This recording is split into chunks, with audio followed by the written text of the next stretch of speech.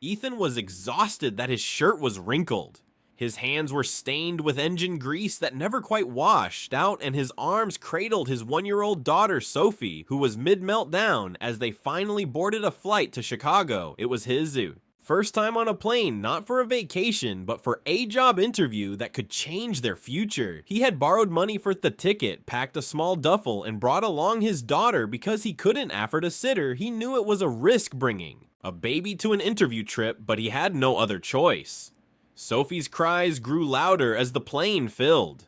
Ethan whispered, bounced, begged, but nothing soothed her, and then came the sighs from passengers, the judgmental glares. Someone even muttered, "This is going to be a long flight."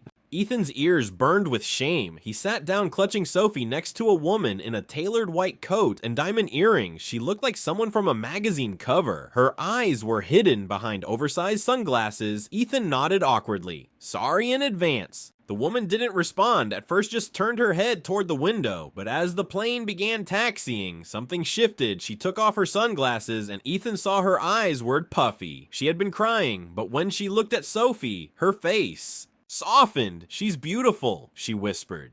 Ethan was stunned. "Thank you, she's usually not like this. I think the pressure is just a lot for her ears." The woman gently reached into her designer handbag and pulled out a small stuffed elephant. Maybe she'd like this if he mid-cry paused, then reached for it. Just like that silence, Ethan let out a breath. He didn't realize he was holding. That worked like magic. The woman smiled faintly. "My daughter used to love elephants too." Used to that stuck in Ethan's mind. As the flight went on. The woman Olivia talked slowly at first, then with more warmth she told Ethan she hadn't flown in months. This was her first time since losing her daughter, Avato, a rare illness. 6 months ago, her life, once filled with board meetings, charity gaias, and lavish vacations, had fallen. Apart, I have money, home staff, but none of it brought her back. She said, eyes misty, "I haven't spoken to anyone about her in weeks. People stop asking. They think silence makes it easier." Ethan listened, not with pity, but with presence. "I know it's not the same," he said, "but losing someone doesn't mean you stop being their parent." Those words hit Olivia like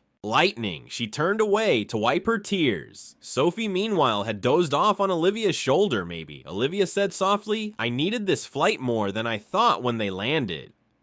Ethan thanked her. "You didn't have to be kind, especially to someone like me." She looked at him with gentle surprise. "You're exactly the kind of person who reminds me why kindness matters." They exchanged first names, just first names. Then Ethan left, unsure if he'd ever see her again.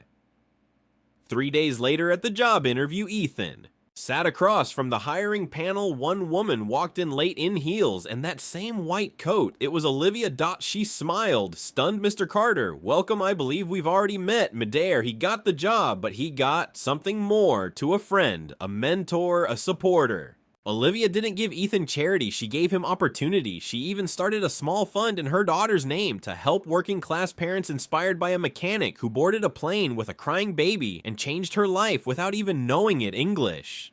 Auto-generated, all from heartfelt story, random acts of kindness, daughters related for you recently uploaded watched.